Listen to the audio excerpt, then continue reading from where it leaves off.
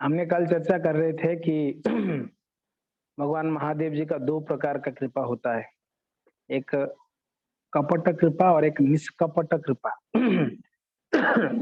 कपट कृपा वो है जो असलियत में जो महादेव जी के पास जो कृपा है, वो छुपा कर कुछ ऐसा कृपा करना जो टेम्पररी है, उसको कपट कृपा कहते हैं और वो खत्म होने वाला है। बहुत एक इच्छा है, जैसे हमने कल चर्चा किए थे, 2 उदाहरण लेके एक वृत्रासुर हुआ, उसने महादेव जी को मांगा मैं जिनके भी सर पे हाथ रखूं भस्म हो जावे और अंत में उसका गति हुआ मृत्यु। और एक तरफ हुआ नरसिंह मेहता जी, जिन्होंने भगवान को महादेव जी को मांगे आपका सबसे जो प्रिय है वो हमें प्रदान करें। तो आज भी नरसिंह मेहता को पूरा दुनिया में जानते हैं लोग, यह है। तो इसके लिए भक्त असलियत में जानते हैं कि किस प्रकार से महादेव जी से क्या मांगनी चाहिए, है कि नहीं। और महादेव जी सबसे प्रसन्न तब होते हैं जब उनको कृष्ण भक्ति कोई मांगता है, सबसे प्रसन्न। तो ये तो हमने कल ये चर्चा किए और महादेव जी बहुत सारे जिम्मेदारियां ले रखे हैं, सिर्फ ले रखे नहीं है, वो जिम्मेदारियों को निभाते भी हैं। हमने भी बहुत सारी जिम्मेदारी ले तो लेते हैं मगर उसको निभा नहीं पाते हैं। हाँ?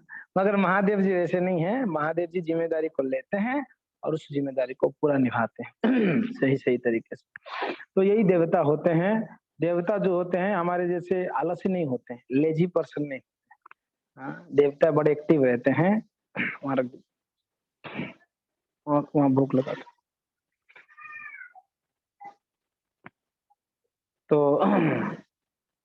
तो खैर हमने और कुछ चर्चा करेंगे और मुझे पता है आज पूरा नहीं होगा, हम और इस चर्चा को पूरा धीरे धीरे करते रहेंगे।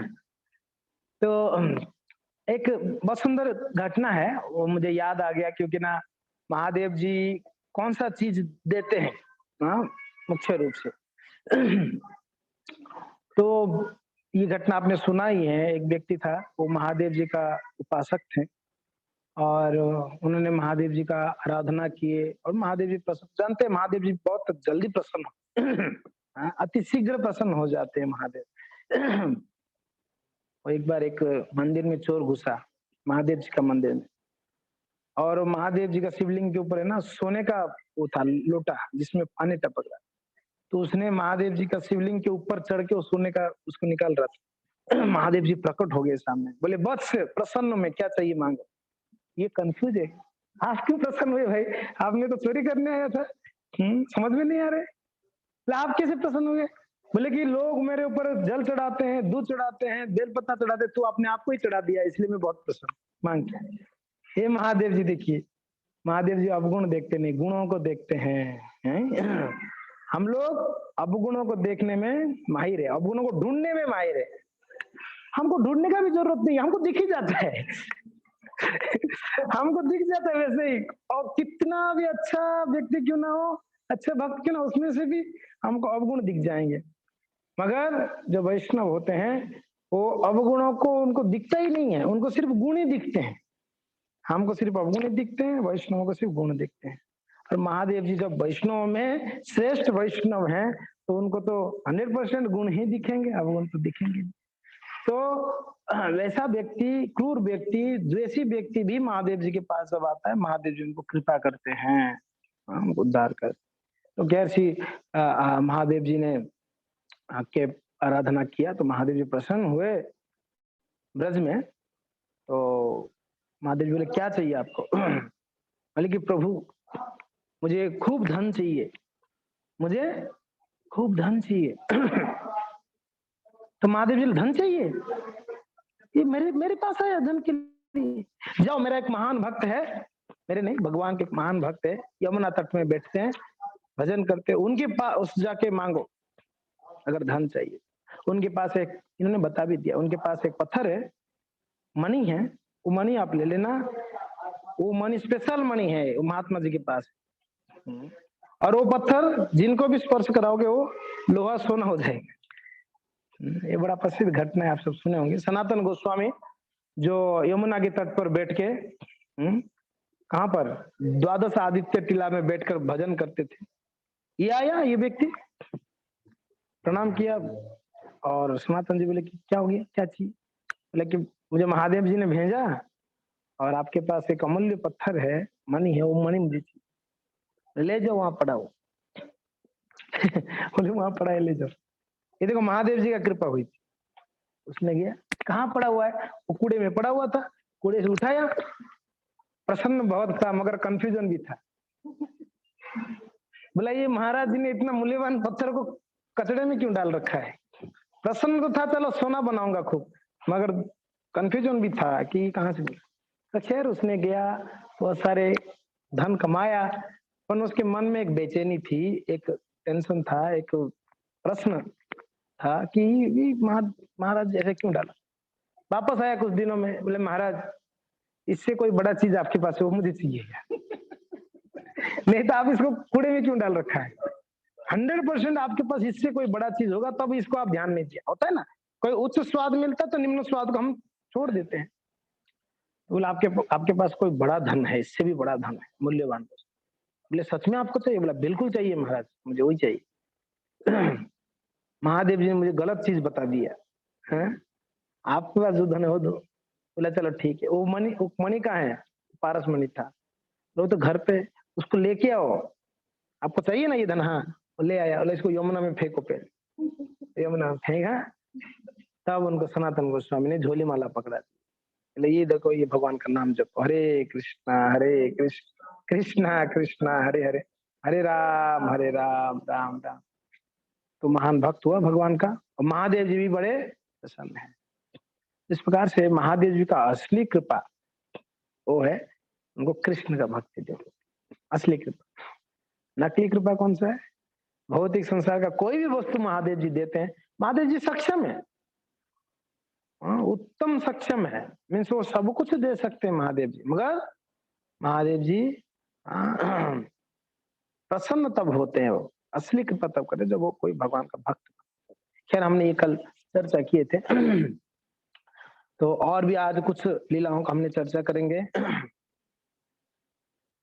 तो महादेव जी का एक विशेष सेवा भगवान ने, कल हमने एक चर्चा किए थे, भगवान ने उनका एक सेवा दिए थे कि जो तामसिक तमोगुण में जो रहते हैं जो जीव, उन लोगों का आप उद्धार करो, उनको भगवत भक्ति में डालो, उनको नाम जप करते हैं। महादेव जी का मुख्य काम क्या है? मुख्य काम क्या है? वही काम है उनका, महादेव जी का। पहला, हमेशा निरंतर भगवान के नामों को जप करना।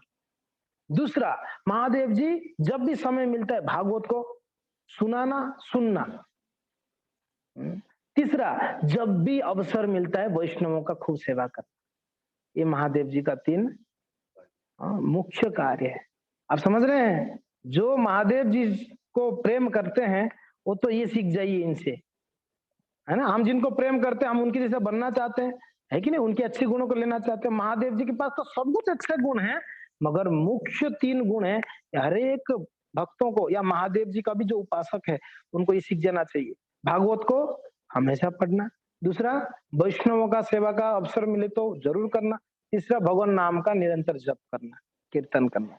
महादेव जी करते हैं, तो महादेव जी बड़े रमते इसमें, नाम जप में रमते हैं, कथा। और जब शुरू करते हैं, खत्म करने का नाम नहीं लेते।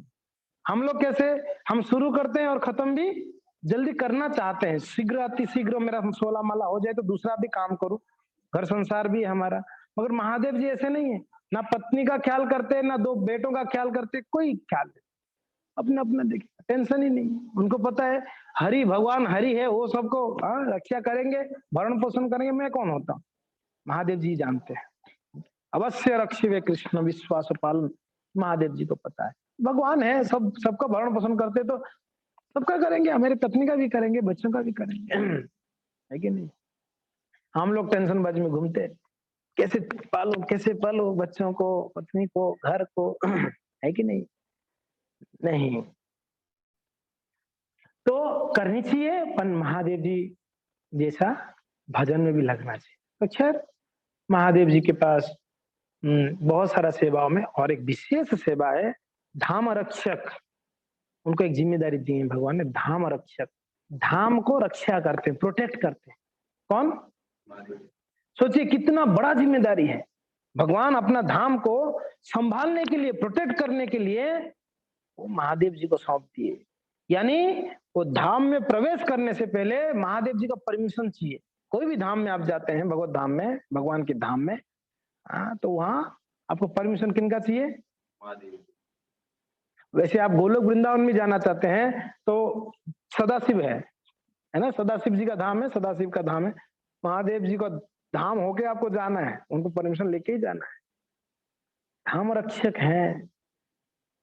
तो भगवान कृष्ण का परम धाम ब्रज वृंदावन है कि नहीं?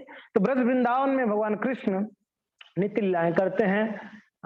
वृंदावनम परित्यज्य पादेकम न गच्छति। भगवान ने वृंदावन छोड़ के एक कदम भी आगे बाहर नहीं जाते, वृंदावन छोड़, हमेशा ब्रज में रहते हैं। और भगवान महादेव जी हमेशा ब्रज को चारों तरफ से प्रोटेक्ट करते हैं।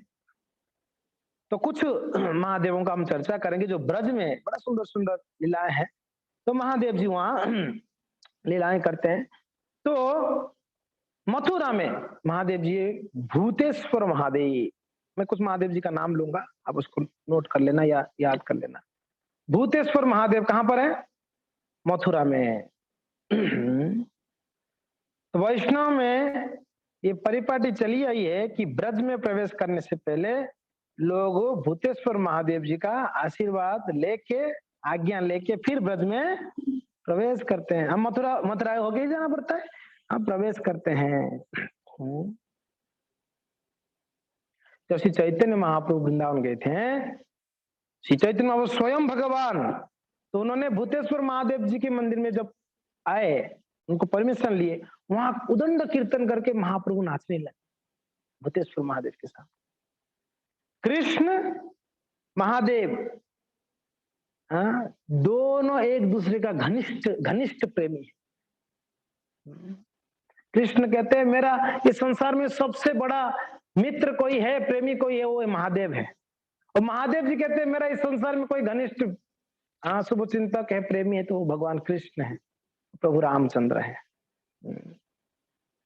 इस प्रकार से आप अगर आज भी कभी जाओगे वृंदावन में, तो मथुरा में यमुना के तट पर विश्राम घाट के पास आप यमुना के तट पर भूतेश्वर महादेव जी मथुरा मिलेगा। और मथुरा में कुछ महादेव जियों का नाम है, कुछ महादेव जी है, पिपलेश्वर महादेव है, रंगेश्वर महादेव है, और गोकर्णेश्वर महादेव है। ये मथुरा में और भी महादेव है, ये पूरा मथुरा को प्रोटेक्ट करते हैं। तो अभी पूरा ब्रज को चारों तरफ से, अभी मथुरा में कौन महादेव आगे? भूतेश्वर महादेव। तो आगे चलते वृंदावन। वृंदावन में गोपीश्वर महादेव है। कौन है? बड़े प्रसिद्ध है ना गोपीश्वर महादेव, आप सब नाम सुने गोपीश्वर महादेव। हाँ, तो एक बार भगवान महादेव जी का इच्छा हुआ, इच्छा नहीं, वो तो बैठ के नाम जप रहे थे अपनी कैलाश धाम में। तो नाम जपते जपते उनको भगवान का मधुर बांसुरी धुन, वेणु माधुरी, वेणु का धुन उनको सुनाई दिया बड़ा। तो कहां से आ रहा है करके उसको सुनते सुनते, गौर करते करते, सुनते सुनते गए, रास्ते में पहुंच गए वृंदावन में। वृंदावन में पहुंच गए, कहाँ? जहाँ रास मंडल है, जहाँ रास होती है भगवान का, रास कुंज के बाहर पहुंच गए।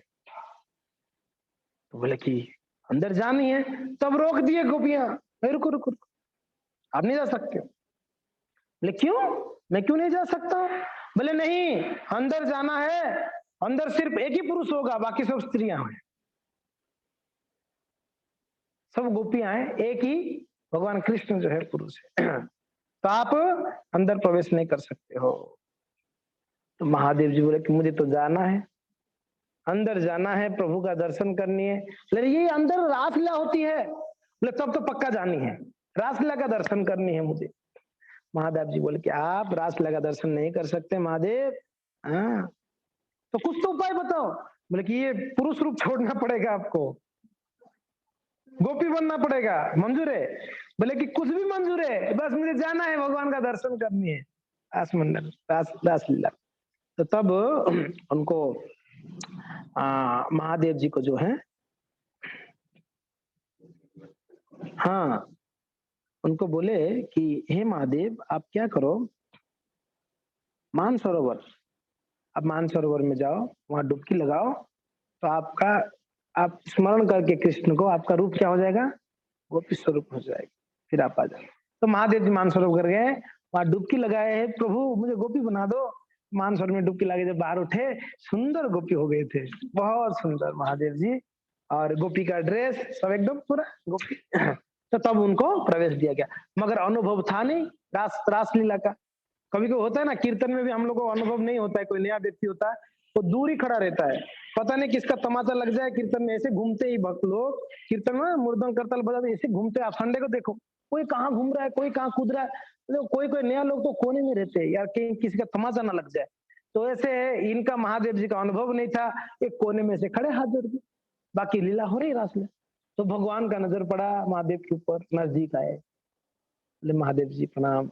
महादेव जी प्रणाम किए, तो गोपी आश्चर्य हो रही, ये कुछ नया गोपी नहीं लग रहा है, इसको कभी नहीं देखा हमने रासलीला में। बोले कि ये गोपी नहीं है, ये स्वयं महादेव है, ये मेरे प्रिय अति प्रिय भक्त हैं। आज इन्होंने देखिए मेरा दर्शन करने, रासलीला देखने के लिए वो गोपी भी बनने को तैयार हो गए। इस संसार में कोई भी अपने स्तर से गिरना नहीं चाहता है? कोई भी अपना स्तर से, बॉस है तो बॉस ही बनना चाहता है, प्रेसिडेंट तो प्रेसिडेंट बनना चाहता है कि नहीं है? राजा है तो राजा ही बनना चाहता है, नीचे उतरना नहीं चाहता है कोई। बोले महादेव जी इतने सरल हैं, इतना प्रेमी है, मेरे लिए, मेरे दर्शन के लिए कुछ भी कर सकते, ये मेरे दर्शन के लिए कैलाश छोड़ के आए हैं, मेरे दर्शन के लिए अपना नाम भजन छोड़ के आए हैं, मेरे दर्शन के लिए अपनी पत्नी बच्चों को छोड़ आए हैं, इसके लिए मेरे बहुत प्रिय हैं। ये भक्तों का एक महान गुण होता है, क्या है, वो भगवान के लिए संसार में सब कुछ त्यागने के लिए तैयार हो जाते हैं, ये भक्तों का स्वभाव। मोर प्रेमी महादेव जी, हाँ महादेव। तो सारे गोपियां बोले महादेव जी, महादेव जी, हाँ आप यहीं रहना, मत जाना वापस। तो महादेव जी को भगवान ने बोले कि मैं महादेव जी को जिम्मेदारी देता हूँ, ये जो रास लीला मंडल है, क्षेत्र है, इसका प्रोटेक्शन ये देंगे, आज से गेट कीपर ये होंगे, ये अंदर कौन प्रवेश करेगा नहीं करेगा डिसाइड कौन करेंगे, आज से महादेव करेंगे। तो यानी हे गोपियां, आज से जो भी रास लीला में आना चाहेंगे, महादेव जी का परमिशन पहला चाहिए। तो आज भी गोपीश्वर महादेव जी वृंदावन में हैं, आज भी रासलीला में प्रवेश करने से पहले गोपियां किनका परमिशन लेते हैं, गोपीश्वर महादेव की। हे महादेव जी कृपा करके हमको अलाउ करिए भगवान की सेवा।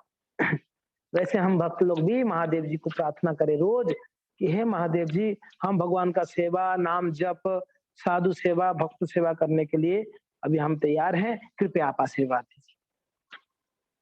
महादेव का कृपा होगी, हम अच्छे से सेवाओं को कर सकते, करते रहे, अगर वैष्णव का कृपा बहुत जरूरी है, और वैष्णव में जो सबसे श्रेष्ठ वैष्णव, उनका आशीर्वाद बहुत ज्यादा जरूरी है, बहुत ज्यादा।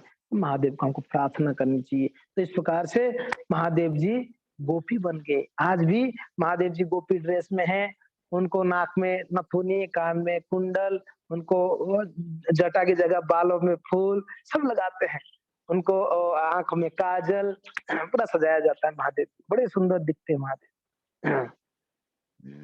तो इस प्रकार से महादेव जी कहाँ पर, वृंदावन में गोपीश्वर, मथुरा में कौन थे, भूतेश्वर, और वृंदावन में गोपेश्वर महादेव है। तो आगे चलते हैं, आगे एक 12 वन में एक वन है काम्य वन।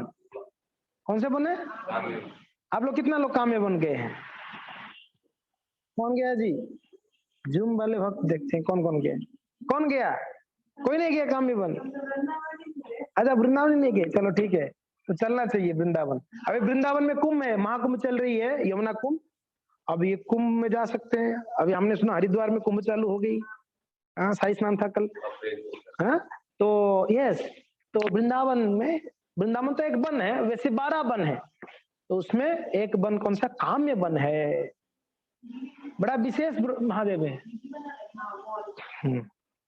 तो ये विशेष वन है काम्य वन, इस काम्य वन में गोपियां जाके, ये कामेश्वर महादेव वहां पर काम्य वन में, कौन महादेव है, उस कामेश्वर महादेव को प्रार्थना किए थे गोपियां, किसके लिए पता है आप लोग को, लेकिन हे महादेव हमको कृष्ण पति के रूप में चाहिए। क्या प्रार्थना किए, कृष्ण हमको पति के रूप में प्राप्त हो। तो महादेव जी के आशीर्वाद से गोपियों को भगवान पति के रूप में मिले थे। नहीं मिले थे? सभी गोपियों से भगवान ने विवाह किए। कृष्ण ने 1 साल के अंदर भगवान का विवाह हुई। कौन सा साल था पता है? जब ब्रह्म विमोहन लीला हुआ, ब्रह्मा जी सारे ग्वालों को, सारे बछड़ों को उठा लिए, अपने लोक ले गए, ब्रह्म लोक में कंफ्यूजन होके।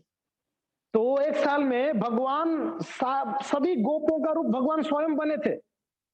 आप सबको पता है? उसी साल सारे ब्रज में जितना गोपियां थे सबका विवाह हो गया। तो जितने गोप थे वो कौन थे? कृष्ण स्वयं थे। यानी हर एक गोपी का विवाह किनके साथ हुआ? कृष्ण के साथ हुआ। और उनका ही कामना यही थी, कामेश्वर महादेव के चरणों में कि हमको कृष्ण पति के रूप में चाहिए। हमने परम पूज्य राधा गोविंद महाराज जी का एक लेक्चर सुन रहे थे। महाराज जी वर्णन कर रहे थे, बड़ा विचित्र वर्णन कर रहे थे। बोले जो पति हैं अभी, वो पति स्वयं भगवान का अंश है। कौन है? भगवान का। हाँ, इसके लिए पति को क्या बोलते? पति परमेश्वर। उनको प्रेम से सेवा किया जाए। बोलते नहीं बोलते? बोलते तो हैं मगर अंदर से वो भाव नहीं होता है। होगा परमेश्वर तेरे घर पे, मेरे घर जब आओगे तो तुम मेरा मानना पड़े। नहीं, एक सारे माताओं को बहुत बड़ा शिक्षा है। सिर्फ पति का अच्छे से सेवा करो। आप अगर भजन कर भी नहीं पाते हो ना, पति प्रसन्न हो जाएंगे ना, आपको कृष्ण का कृपा मिल सकती है और पति प्रसन्न हो जाएगा। आप बहुत भजन कर रहे हो, पति नाराज है आपसे, आप उनका सेवा नहीं करती हो, तब क्या है? सारा भजन करके भी पति नाराज है, तो आपको पूर्ण फल नहीं प्राप्त हो सकती। इसके लिए माताओं को भाव ज्यादा रहता है। इतना भाव में आ जाते कभी कभी, माया है पति, माया है। पति का पद चले तो पति को बाहर निकाल दो। पति का स्थिति वही है प्रभु जी। रोज सुबह दूध में घोल के पत्ती बाहर निकाल देते हैं, चाय पत्ती। पति है ना, और क्या है? चाय में घोलो और बाद में छान के फेंक दो, उसको खत्म करो। तो पतियों का स्थिति वही है प्रभु जी। तो एक महात्मा बोल रहे थे, ये पति को इंग्लिश में हस्बैंड क्यों बोलते हैं यार? बोलते इसका बैंड बजाने के बाद भी हंसता रहता है, ये इसके लिए हस्बैंड है। स्थिति वही है प्रभु जी। तो खैर ऐसा स्थिति ना आए। भक्त जब हम जुड़ गए भक्ति में, तो हमको तो कितना ध्यान रखनी होगी। हमारा जिम्मेदारी है बच्चों को ध्यान रखना, पति का ध्यान रखना, साथ साथ में भगवान का सेवा पूजा करना। सिर्फ ये करके वो त्याग देना ये भी ठीक नहीं है। सिर्फ भक्ति करके बाकी ये भी ठीक। जब जिम्मेदारी लिया तो जिम्मेदारी को निभाना बहुत आवश्यक है, जरूरी है। तो इसलिए हम भक्तों को बहुत बड़ा शिक्षा लेनी चाहिए कि हमको सब कुछ को, इसलिए तो गृहस्थ जीवन बहुत टफ है। ब्रह्मचारियों के लिए क्या है? हाँ, एक ही जिम्मेदारी है, भगवान का सेवा पूजा करो, भजन करो, प्रचार करो। एक सूत्री कार्यक्रम। हाँ, एक सूत्री कार्यक्रम है। ज्यादा टेंशनबाजी नहीं है, बस भजन करो, नाम जपो, भक्तों पढ़ो और पढ़ाओ, यजन यजन, पठन पाठन, दान। पर गृहस्थ जीवन ऐसा है जी, चारों तरफ से, हाँ साइलेंस, चारों तरफ से जकड़े हुए हम। बहुत जिम्मेदारियां हैं गृहस्थ जीवन में। इस सारा जिम्मेदारियों को निभाकर सिर्फ मीन्स कृष्ण का भजन करनी है हमको। कोई बोलेगा मैं सारा जिम्मेदारी अच्छे से निभाऊंगी, कृष्ण भजन नहीं करूंगी। चारी वर्णाश्रमी यदि कृष्ण नाय भजे, स्वकर्म करियाउ से रौर पड़ी मजे। चारी वर्णाश्रम में अच्छे से अपना धर्म को पालन करते हुए भी अगर भजन नहीं किया उसने कृष्ण का, तो नरक चला जाएगा। ये है बात। तो हमको भजन तो करनी है, हृदय में हमको कृष्ण बिठाने हैं, बाहर से हमको हमारा जिम्मेदारियों को निभानी है। हमारे इष्ट, कहते ना इष्ट कौन है? कृष्ण इष्ट हो। तो महाराज जी कहते, मैं बतला रहा था, महाराज जी कह रहे थे कि देखिए हर एक के हृदय में परमात्मा निवास करते, हर एक के हृदय में। तो महाराज कह रहे थे अगर परमात्मा निकल जाए तो आत्मा का क्या वैल्यू है? महाराज कह रहे थे अगर परमात्मा निकल जाए तो आत्मा भी निकल जाएगी। संभव है क्या बिना परमात्मा का आत्मा रहना? नहीं हो पाएगी। तो परमात्मा ने आत्मा भी चले जाती है, यानी कृष्ण का निवास है। महाराज तो एक तर्क ये दिए कि वो इनको ऐसी सेवा करनी है, भगवान की उतना सेवा करनी है क्योंकि ना उनके हृदय में परमात्मा है। और दूसरा महाराज जी कहते हैं भगवान ने बोले कि जीव कौन है? ममेव अंश जीवो लोको जीव भूत सनातन। भगवान बोले कि जीव मेरा अंश है, मेरा अंश होने के नाते भगवान है।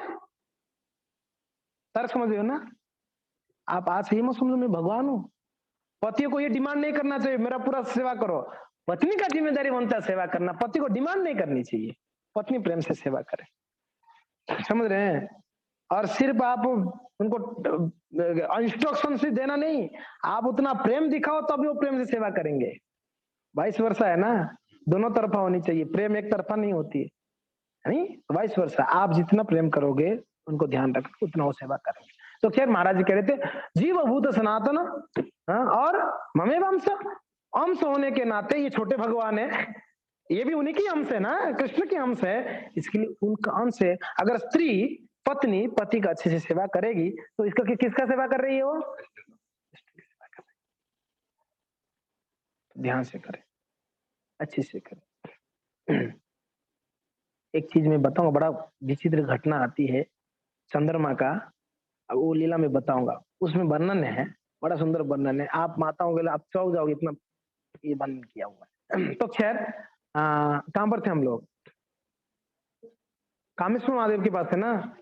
तो कामेश्वर महादेव जी को सारे ब्रजवासी यानी खास करके गोपियां प्रार्थना किए थे, इसके लिए उनको भगवान ने पति के रूप में प्राप्त हुए, भगवान ने पति के रूप में प्राप्त कामेश्वर। यहाँ तक वर्णन है कि नंद बाबा भी कामेश्वर महादेव को प्रार्थना किए थे, मेरा अच्छा बेटा हो। यहाँ तक के वर्णन है वृषभानु महाराज जी ने कामेश्वर महादेव जी को जाकर प्रार्थना किए थे, एक मुझे कन्या चाहिए। बेटा तो थे श्रीदामा, उनका एक बेटा हुआ था, वृषभानु नंदन थे वो। कीर्तिदा सुंदरी पत्नी वृषभानु महाराज, मगर उनका कोई कन्या नहीं थी। तो कामेश्वर महादेव जी को प्रार्थना की है, कामेश्वर महादेव कृपा करके मुझे एक बेटा चाहिए। और कामेश्वर क्यों है इनका नाम? क्योंकि ना उन्होंने सारा कामनाओं को पूरा करने वाले हैं कामेश्वर। तो आप लोगों के पास जो भी कामना है तो आप ब्रज में जाओगे कामेश्वर महादेव की बात जरूर जाना, वहां उनको प्रार्थना करो, हे कामेश्वर महादेव मुझे मेरा ये इच्छा पूरा कर लो, कर लेंगे। हाँ कामेश्वर मीन्स कामेवन में है, बस के अंदर।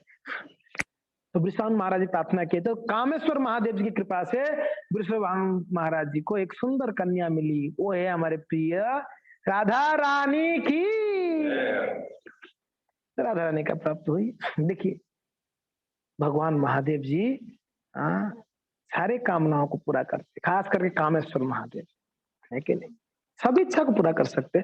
मगर आज भी ब्रज में कामेश्वर महादेव के पास संत, हजारों संत जाते हैं, मांगते क्या पता है, हे कामेश्वर महादेव आप सारे कामनाओं को पूरा करने वाले हैं, इसलिए मेरा एक ही कामना है, कृष्ण प्रेम प्रदान करे।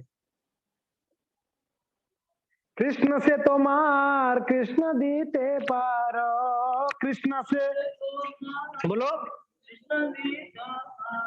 कृष्ण से तोमार कृष्ण दीते पार, कृष्ण से तोमार कृष्ण दीते तुम्हारा सकती आते, तुम्हारा सकती आते, आमी तो कंगाल कृष्ण कृष्ण बोली, आमी तो कंगाल कृष्ण कृष्ण बोली, दाता वो पाछे पाछे, दाता वो पाछे पाछे। कृष्ण किनके हैं, किनके पास है? कृष्ण महादेव के पास है। हे महादेव कृष्ण आपके हैं, कृष्ण से तोमार कृष्ण दीते पार, जब कृष्ण आपके हैं तो कृष्ण देने का सक्षम आप ही है, आप दे सकते हैं हमें कृष्ण। आमी तो कंगाल, और हम कैसे हैं? आपके पास महाधन है, कृष्ण प्रेम का धन है, और हमारे पास कुछ भी नहीं है, हम तो कंगाल है। तो इसके लिए आमी तो कंगाल कृष्ण कृष्ण बोली, हम तो आपके पीछे पीछे दौड़ते हैं। महादेव आप जहां जाएंगे हम आपके पीछे रहेंगे। क्यों पीछे पीछे आ रहे हो? आप एक चीज हमें दे दीजिए, कृष्ण प्रेम दीजिए। ये भक्तों का भाव है। महादेव जी के पास कई संत जाते हैं, हजारों संत ब्रज वृंदावन में, काम्य वन में प्रार्थना करते हैं, हमें कृष्ण प्रेम प्रदान, हमें कृष्ण दीजिए महादेव। तो ब्रज वृंदावन में से कहा जाता है कि सारे संत महादेव को उपासना करते हैं कृष्ण प्रेम के लिए, कृष्ण कृपा की। तो वैसे भक्तों को सीखनी चाहिए महादेव जी के पास जाके प्रार्थना। आज के दिन खास करके बड़े प्रसन्न होते। आज का दिन स्पेशल पता है क्यों है? क्यों है? व्यक्ति एक ही दिन बहुत प्रसन्न रहता है, बाकी दिन दुखी रहता है। जिस दिन उसका विवाह होने वाले उस दिन बहुत खुश रहता है, बड़ा लड्डू फूटता होगा उसके मन में, आहा गृहिणी आएगी, खूब सेवा करेगी, मजा ही मजा है, सारा सेवा कर लेगी मेरा। मगर बेचारा को पता नहीं कितना बड़ा धोखा उसके साथ हो रहा है। मगर प्रसन्न तो बहुत रहते हैं। इसलिए कभी कभी देखो शादियों का फोटो ना देखते हैं, बोला कि ये समय वापस कब आएगा पता नहीं। पूरा दिन में जितना फोटो उठाया फोटोग्राफर ने, सभी में स्माइलिंग फेस है, उसके नेक्स्ट दिन से ही फेस खत्म हो गई है साइलेंट।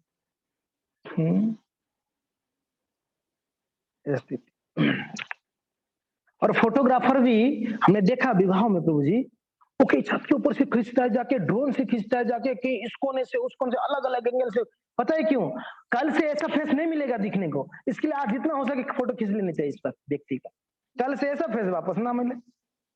आजकल 2-3 दिन लगाते हैं फोटो खींचने, उसको पता है ना दोबारा ऐसे फेस नहीं मिलेगा। हाँ ले ड्रोन से लेते हैं, बोलते कि इसका हर एंगल से ले लो भाई, ऐसा फेस।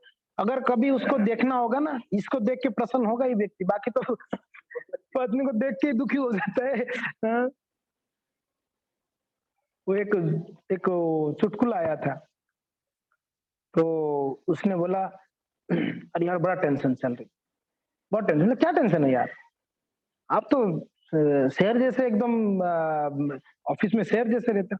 अरे यार शेर कितना भी शेर है या घर में जाने के बाद दुर्गा सवार हो जाती है यार। वो चुटकुला आया था एक बार, पत्नी सवार हो जाती है दुर्गा देवी। तो खैर जो भी है, भक्तों के लिए नहीं है ये, कर्मियों के लिए बात है। भक्त लोग तो प्रेम से रहते हैं, सभी लोग प्रेम से रहते हैं। तो खैर क्या चर्चा हो रही थी? कामेश्वर महादेव की। तो ये टॉपिक कैसे आया? हाँ आज कामेश्वर महादेव तो थे। हाँ आज के दिन महादेव जी बड़े प्रसन्न है। वैसे महादेव जी हमेशा प्रसन्न है, मगर स्पेशल दिन है इसके लिए ज्यादा प्रसन्न महादेव जी। तो सती किनकी पुत्री हुई? दक्ष प्रजापति की। देखिए सती का पिता दक्ष का हमेशा महादेव के साथ सती से कहाँ कराया, ब्याह तो कराया था मगर बेचारा पसंद नहीं था ब्याह कराया। हाँ एक्चुअली लव मैरिज था, अरेंज मैरिज था नहीं, इसीलिए पेरेंट्स खुश नहीं थे, है कि नहीं?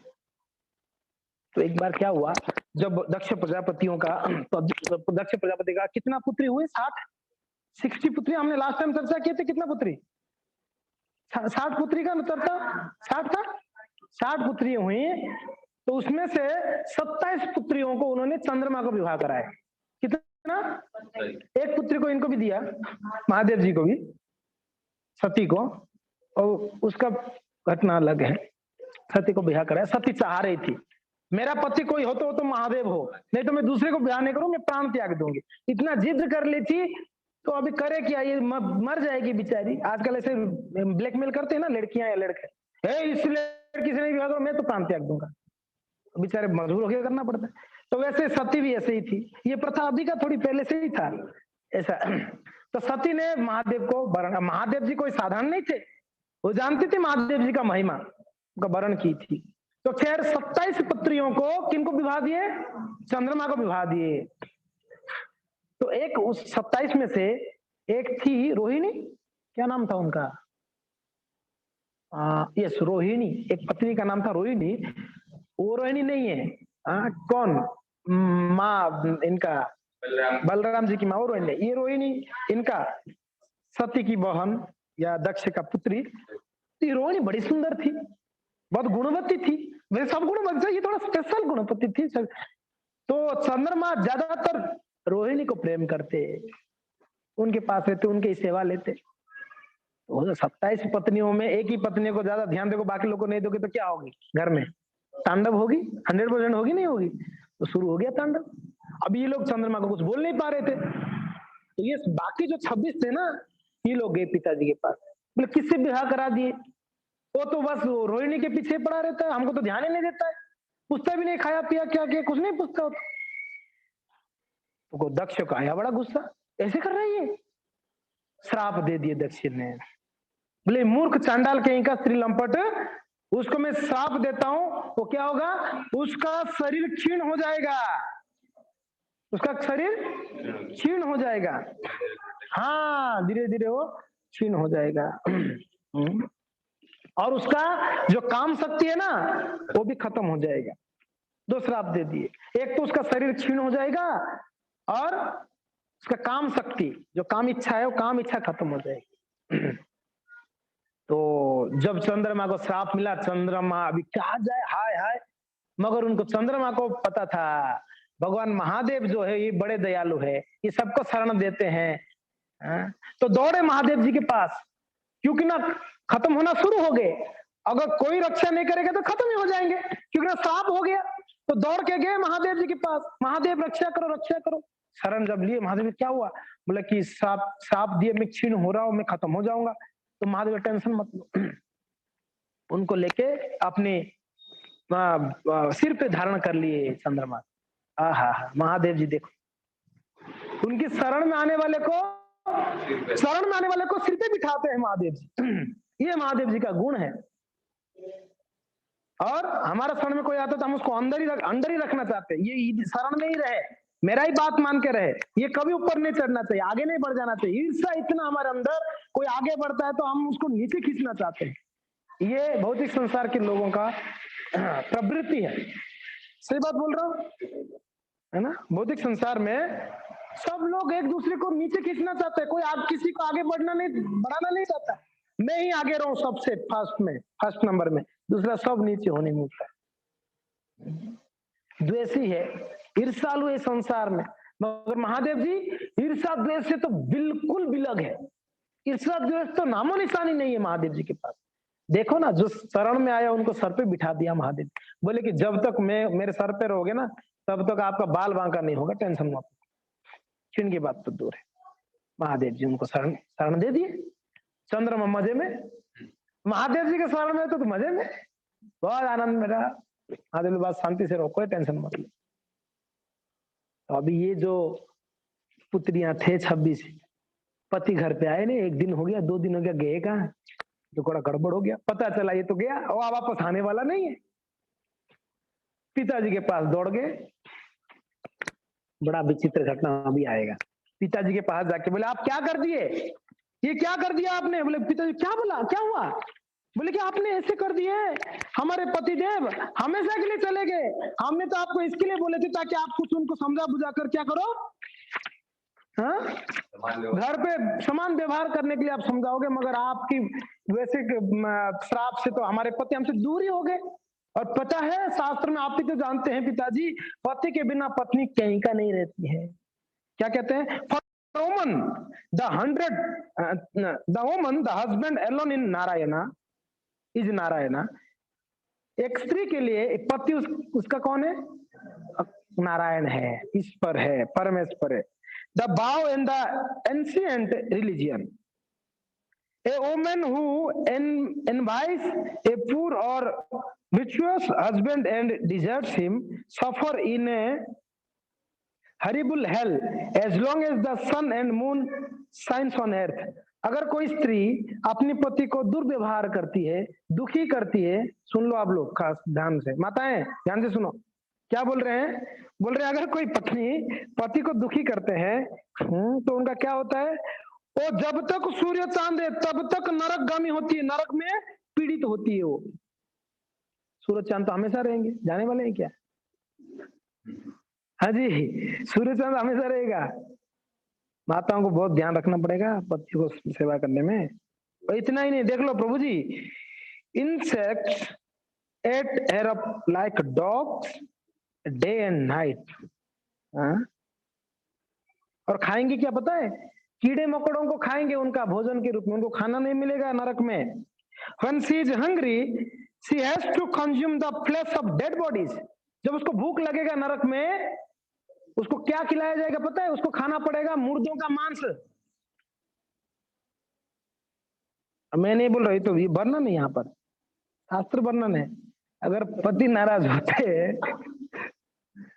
आज से तो पति जो जूम में सुन रहे उन लोग का 4 चांद है आज से तो। हाँ, नहीं, इंस्पायर कर रहा हूँ सेवा करने के लिए, डरा थोड़ी रहा हूं मैं। शास्त्र में कोई डराने के लिए नहीं बताया गया, इंस्पायर करने के लिए। तो यहाँ पर जो बताया गया है, देखिए ये सत्य बात है जी, पतियों के बिना कोई गति नहीं है, स्त्रियों का कोई गति। तो देखिए, हाँ, तो हम लोग आजकल का ना बने, हम पुराना जमाना का ही बने रहे, अच्छा है। आजकल के क्यों बननी है हमको? क्यों मॉडर्न पत्नियां बनना है हमको पहले जमाने की पत्नी बन के रहे। तो और आगे क्या कहते देखिए, एक तो भूख लगेगा तो कीड़े मकड़े खाएंगे, और क्या होगा? मांस खाएंगे, डेड बॉडीज का मांस खाएंगे। And she has to consume urine to cons है थर्स्टी। जब प्यास लगेगा उनको पेशाब पीना पड़ेगा। क्या पेशाब होता है ना, पेशाब पिएंगे। हाँ, क्या खतरनाक वर्णन है। Afterwards, she has to take crores of baths as a vulture. Vulture का अर्थ कौन है? VULTURE, सागुना, वो ईगल बन जाएगी। कई करोड़ों जन्मों के बाद क्या बनेगी वो? Then she takes bath as a female pig. बाद में क्या बनेगी फिर वो? एक पिग, सुअर बनेगी, फीमेल पिग, स्त्री सुअर बनेगी। फॉर 100 years, 100 साल तक, ईयर्स लिखा है ना, फॉर 100 years, 100 साल तक वो, करोड़ों जन्म के बाद क्या बनेगी वो? ईगल बनेगी। उसके बाद उसका बार्थ क्या होगा? सुअर बनेगी 100 साल के बाद। Then a carnivore for 100 bars. Carnivore का अर्थ क्या है? चीता जैसा कोई पशु। अच्छा, तो 100 साल के लिए वो पशु बनेगी। When she is finally reborn as a human, अंत में जब वापस मनुष्य जन्म लेगी, she become a window, a pauper and remains sickly. Window a pauper, PAUPER, क्या अर्थ उसका? पता नहीं कौन सा योनि है, ये क्या है। और सिकली यानी बीमार जन्म होगी, उसका शरीर हमेशा बीमार रहेगा।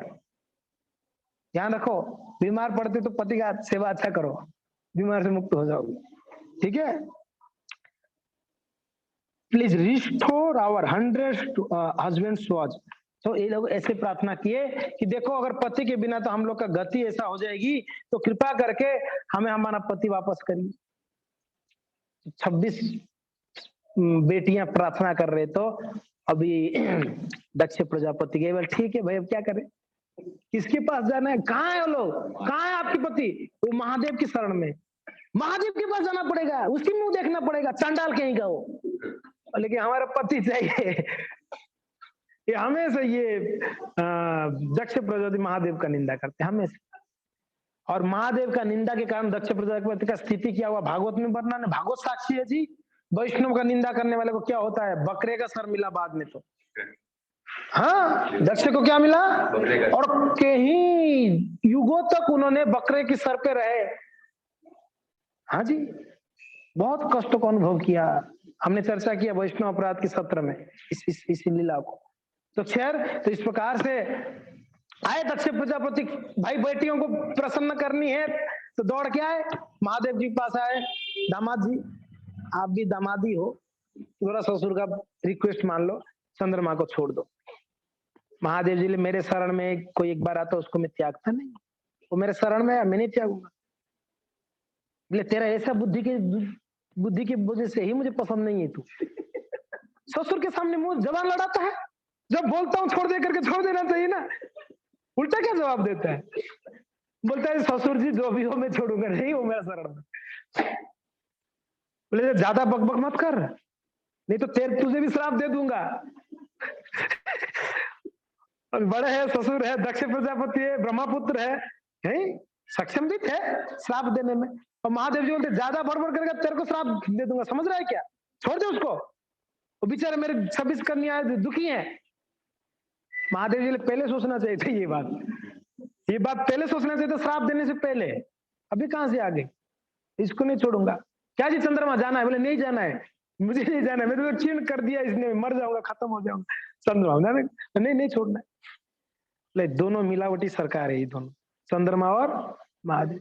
महादेव जी जिस दिन से चंद्रमा को सर पे धारण किए उनका नाम हो गया, क्या नाम पड़ा, हाँ चंद्रशेखर पड़ा ना नाम उनका, चंद्रशेखर, भगवान महादेव का नाम पड़ा चंद्रशेखर, जिनके सिर के ऊपर क्या है, चंद्रमा है, इसलिए चंद्रशेखर नाम पड़ा।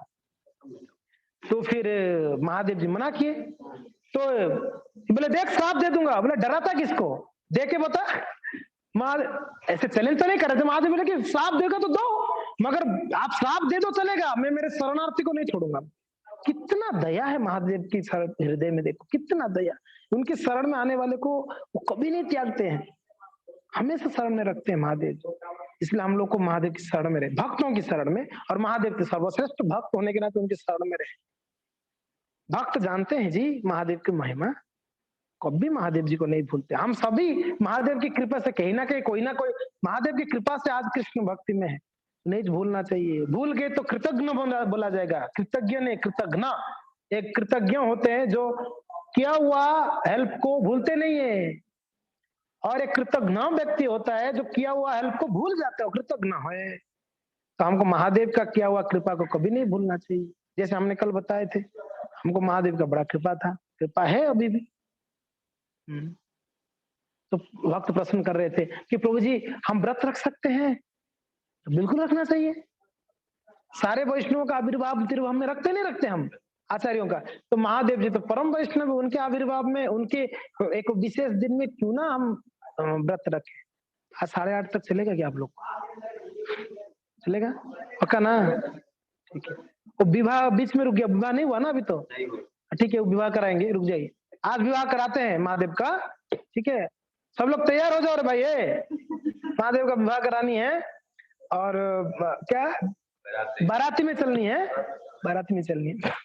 तो महादेव जी बोले नहीं मैं इसको नहीं त्यागता। तो बस श्राप देने वाले थे दक्ष, तब तक भगवान बोले ये महादेव को श्राप देने गया, क्या कर रहे हैं ये। भगवान प्रकट हो गए वहां पर, रुको रुको रुको क्या कर रहे हैं, महादेव को क्यों श्राप देने जा रहे हैं। तो रुक गए, प्रभु सॉरी सॉरी क्या महादेव को श्राप दोगे, ये कौन है पता है, परम वैष्णव है, कि सब सहन करते करके उनको कोई सहनशील व्यक्ति ना कोई कुछ भी सुना के चला जाता है। और जो एक थप्पड़ मारे थे दोबारा दूसरा थप्पड़, सुभाष चंद्र बोस थे ना, एक बजाने पर उसको एक दूसरा बजाते, दूसरी गाल को दो बजाते। महात्मा गांधी जी कैसे थे, एक बजाने पर दूसरा गाल दिखाते, अब महात्मा गांधी को सुना के चले जाते लोग, सुभाष चंद्र बोस के सामने सुना नहीं सकते। भगत सिंह के साथ सुना, ये उल्टा बाहर करने वाले। तो अभी महादेव जी बड़े सरल थे, वो कभी उसको उल्टा किसी को प्रतिक्रिया नहीं करते, इसलिए बोले वो कुछ नहीं बोलते करके उनको इस प्रकार से व्यवहार करोगे, ना ना बोले देखो ना दामाद को छोड़ नहीं रहा है, मेरे बेटियां बड़े दुखी हैं। बोले महादेव जी छोड़ दीजिए। महादेव जी बोले प्रभु आप अपने आपके शरण में कोई आता आप त्याग देते हो, फिर मुझे कैसे आप सलाह दे रहे हैं कि त्याग दो। धर्म यही बोलता है, आप भी जानते हैं, आप तो धर्म स्वयं आप ही क्रिएट किए हैं, धर्म आपके अंडर में है प्रभु। धर्म यही कहता है शरणार्थी को कभी नहीं त्यागना है, तो मेरे शरण में है प्रभु, मैं कैसे त्यागूंगा चंद्रमा को। फिर भगवान समझाते हैं छोड़ दो, वो भी उनका भी दुख समझो, उनकी पत्नियां भी है, घर गृहस्थी व्यक्ति, ब्रह्मचारी होता तो रख देते चल जाता है, सन्यासी होता अलग बात है, वो घर गृहस्थी वाला वो पत्नियां कैसे जिएंगे, छोड़ दो उसको। इस प्रकार प्रार्थना किए। तो फिर चंद्रमा बोलता प्रभु मुझे तो श्राप दिया, मैं तो खत्म हो जाऊंगा। भगवान ने आशीर्वाद दिए, ठीक है। महादेव तो मैं छोड़ने को तैयार नहीं हूँ, वो बोल रहे कि हमें चाहिए, कौन दक्ष बोल रहा है, बोला चलो ठीक है दोनों का प्रॉब्लम सॉल्व करता हूँ। चंद्रमा को दो भाग के एक भाग ले, इसको लेके जाओ आप, आधा भाग ले जाओ, आधा चंद्रमा महादेव के सिर पे रहेगा। आज भी महादेव के सिर पे आधा चंद्रमा है नहीं है। और भगवान अब ये प्रार्थना की चंद्रमा मैं एक तो क्षीण हो जाऊंगा, खत्म हो जाऊंगा। भगवान आशीर्वाद दिए, 15 दिन आप क्षीण हो गए, 15 दिन आप बढ़ोगे, पूर्ण हो, ये आशीर्वाद भगवान ने दिए थे। तब चंद्रमा, दक्ष, महादेव तीनों भगवान की कृष्ण के चरणों में गिरे, प्रार्थना किए, उनको प्रसन्न किए, फिर अपने अपने घर गए। ये घटना आती है शास्त्रों में चंद्रमा का। तो यहाँ पर जो सती थी, तो भगवान महादेव ने सती को वर्ण किए थे, और सती बड़े पतिव्रता थी। मगर घटना ऐसी हो गई कि सती को अपना शरीर त्यागना पड़ा। दुखी होके, देखो सती से सीखिए, माताओं को सीखनी चाहिए। सिर्फ अपने पति का अपमान को नहीं सहन कर पाए, शरीर त्याग दी वो। सिर्फ पति का एक छोटा अपमान को। अब बोलोगे प्रभु जी हमारा पति लोग तो नेचर ठीक नहीं है, ये लोग भक्ति नहीं करते, हो सकता है कोई हो क्या हुआ? आप भक्त थे क्या? आप तो अभी भक्त बने ना।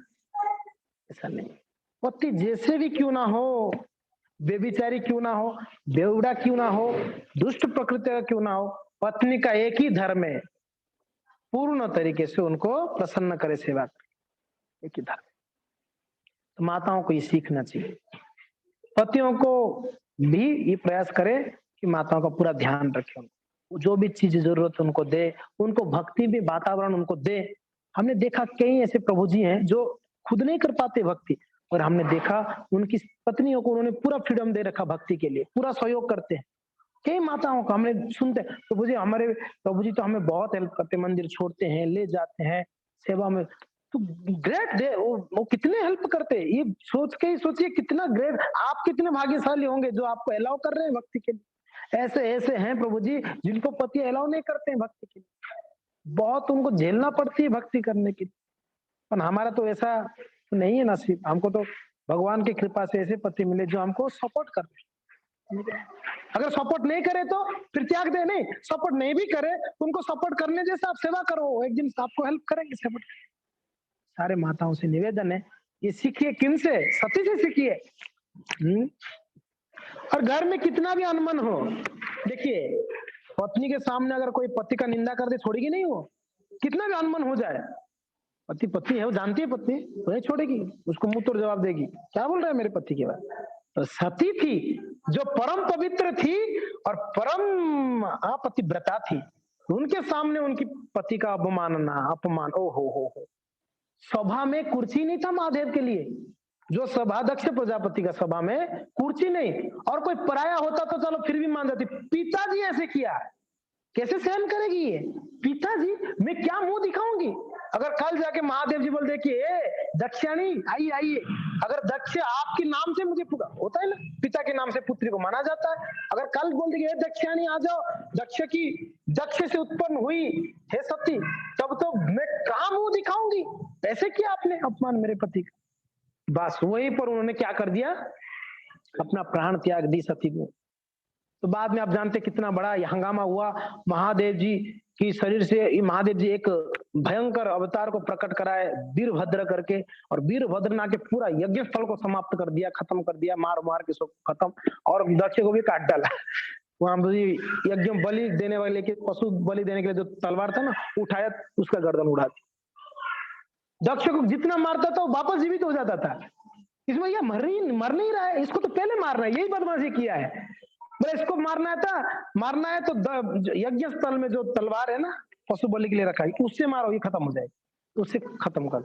और क्या पता है, उसका जो सर था दक्ष का, यज्ञ कुंड में आग जल रहा था, उसमें डाल के जला खत्म ही कर दिया, जहां उसका सर ही नहीं है, बाबा जीवित नहीं होगा। बड़ा भयंकर वर्णन है भागवत में। इस प्रकार से सारा मटिया मिट हो गई। बाद में तो प्रसंग आता है, भगवान महादेव जी को प्रसन्न किए वापस, दक्ष प्रजापति सबको महादेव जी लगे, तो ठीक है, महादेव बोले अभी तो माफ कर दो, जो भी हो गया। तो महादेव जी फिर सबको आशीर्वाद दिए। भक्त ऐसे ही होते, वैष्णव ऐसे होते, अगर उनको क्रोध दिखता है आपको तो अंदर से क्रोध ही नहीं होते, बाहर से क्रोध होता है, और क्रोध होते भी तो वापस तुरंत हो क्षमा भी कर देते। क्षमा का शक्ति महादेव से सीखिए, क्या क्षमाशील थे वो, क्या सहनशील थे वो। भक्तों का ये गुण होता है। तितिक्षवा कारुणिका सुहृदम सर्वदेहिनाम अजात शत्रवः शांत साधव साधु भूषण, ये भक्तों का गुण होते हैं। महादेव जी के पास ये सारे गुण भरपूर मात्रा में, पूर्ण मात्रा। तो खैर महादेव की कृपा से क्या किया जाए, इसका तो सर, जिसका सर था उसको सर जुड़ा दिया गया, इसका तो सर ही नहीं, खत्म हो गया, सर जला दिया गया, फिर क्या? ठीक है, उसका फिट होने वाला जो सर मिलता है लगा दो। वहां बकरी का सर लाके लगा दी।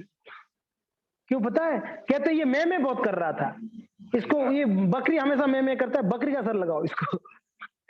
आप देख लो, जो मैं करता है ना ज्यादा, मैं मेरा मैं मेरा मैं मेरा मैं, और उसको बकरी का जन्म हो जाएगा अगला जन्म। मैं करते रहो जितना मैं करे। बकरे को कुछ भी बोलो, क्या बोलेगा? मैं। इस संसार में जो मैं करते हैं ना, वो बकरी से कोई अभिन्न नहीं, भिन्न नहीं, सेम बकरी। तो ऐसा स्थिति हो गई किसको? दक्ष को। खैर जो भी है, ये सती देह त्यागी थी अगले जन्म में, मगर सती यही प्रार्थना करके देह त्यागी, मैं जन्म जन्मांतर मेरा एक ही इच्छा है, महादेव पति के रूप में मुझे मिले। अगले जन्म वो हिमालय की पुत्री बनी। हिमालय की पत्नी का नाम क्या था? मैना, मैना, मैना। हिमालय की पत्नी मैना, हिमालय जो पर्वतों का राजा माना जाता है हिमालय, उनकी पुत्री के रूप में पार्वती जी का प्राकट्य हुआ, जन्म हुआ। पार्वती सयानी बोलते ना, सयानी हो गई, बड़ी हो गई। पिता माता की इच्छा था इसको कोई उचित वर मिल जाए। आज तो विवाह करा देना, क्या विचार है जी? विवाह करे नहीं करे? महादेव का विवाह करा देते हैं और 10-15 मिनट में। तो उतने में एक दिन नारद जी आ गए। नारद जी हर जगह पहुंच जाते, पहुंच गए तो नारद जी का सत्कार किए पर्वत मुनि और महीनी। तो आइए महात्मा जी, कैसे पधारना हुआ? पधारी। बोले कि आपकी बेटी तो विवाह के लिए योग्य हो गई है। बोला बिल्कुल योग्य है। बोले मेरे पास एक, लेकिन आप मेरे बेटी का तो हाथ तो देखो, कभी विवाह होगा क्या होगा? संतों को दिखाते नहीं दिखाते? सबसे बड़ा एस्ट्रोलॉजर संत होते हैं, महात्मा। आपको भाग्य रेखा जाननी है तो भक्तों को पूछो क्या मेरा जीवन में होगा। एक बार गाड़ी में मुझे पूछ लिया कोई, ट्रेन में, ए महाराज हाथ देखते हो? मतलब बिल्कुल देखते हैं, लाओ देखते। वो दिखा दिया। लेकिन महाराज थोड़ा बताओ। बोला तू मरने वाला है, डर गया हो। ए महाराज शुभ शुभ बोलो, ये क्या बोल रहे हो आप? ये सच में मरने वाले हो? तो मैं झूठ तो बोला नहीं था, तो मरने वाले हो आप? वो घबरा गया। लेकिन मैं फिर समझाया, अरे मैं ये कह रहा हूँ मरने वाले हो कि नहीं मरने वाले? मरेंगे महाराज, ऐसे आप पहले मार दोगे? मैं पहले नहीं मार रहा हूँ, मरना तो है, मुझे भी मरना है, तुझे भी मरना है, सबको मरना है। फिर मैं उनको गीता का कुछ समझाया। बोला कि देखो हम सबको जन्म मृत्यु जरा व्याधि लगा रहता है, तो इसलिए मृत्यु से हमेशा के लिए मुक्ति पाना है तो भगवान भजन करिए। मैं उनको समझा रहा था। फिर उनको हमने बोला नाम जपो टाइम मिलने से। तो खैर यहाँ पर हाथ दिखा। बोले नारद जी ने हाथ देखो मेरी बेटी का। तो नारद जी ने देखा हाथ, तो भाग्य रेखा देख दिया उन्होंने।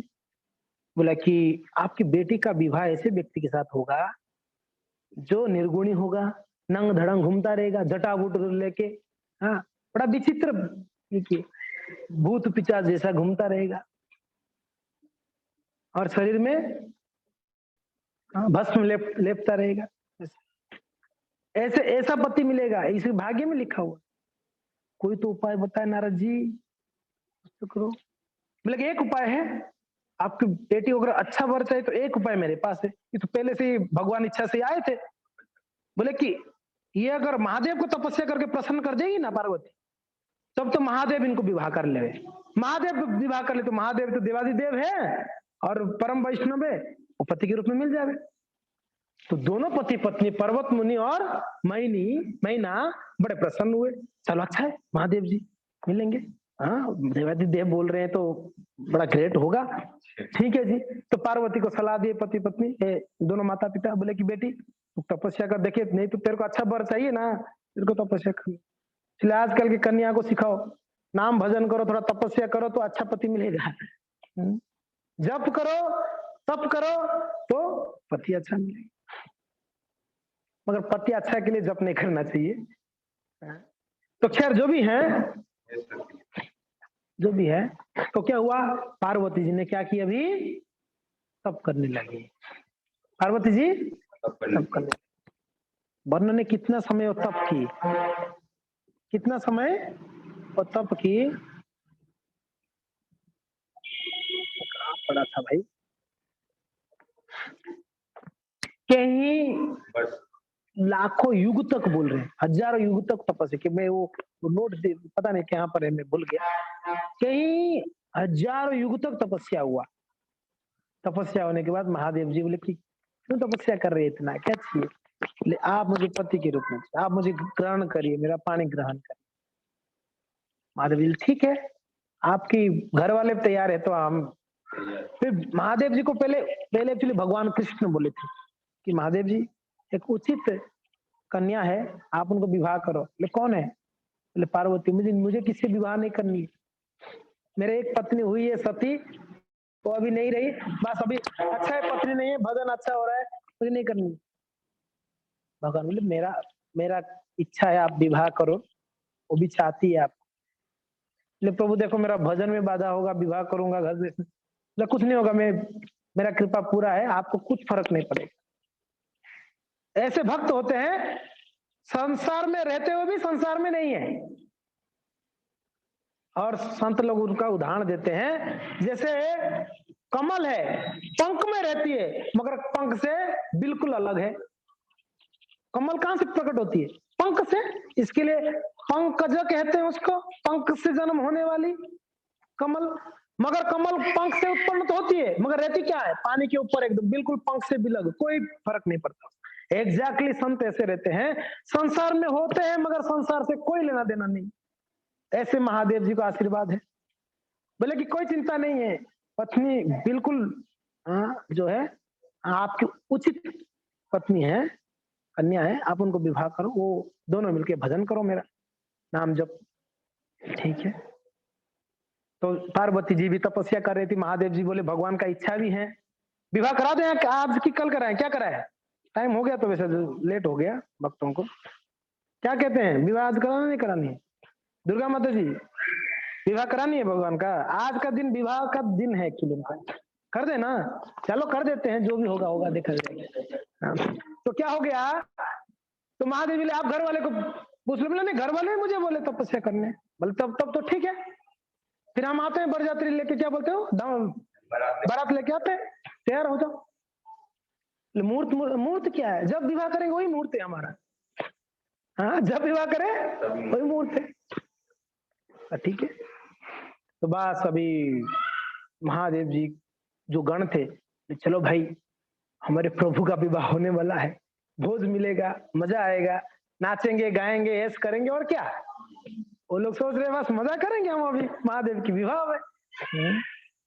देवता लोग प्रसन्न है, महादेव विवाह कर रहे हैं, खूब फीस्ट मिलेगा खाने के लिए। ब्राह्मणों को तो फीस्ट का बात करो, खाने का बात करो, प्रसन्न। शादी से कोई लेना देना नहीं, कौन किससे शादी, खाना मिल रहा है कि नहीं बताओ, है कि नहीं? इसलिए हमने देखा बहुत सारे भक्त, कथा चले ना चले नहीं, प्रसाद के टाइम पे प्रसाद मिल जाना चाहिए। ऐसे भी नहीं होना चाहिए जी, मंदिर में आते हुए कथा भी सुननी चाहिए, मगर भक्त लोग ऐसा है सीधा प्रसाद के टाइम पहुंच जाते, तो हमको तो प्रसाद मिल जाएगा, हम तो नहीं, भक्तों को कथा भी सुननी है, भजन और भोजन दोनों है।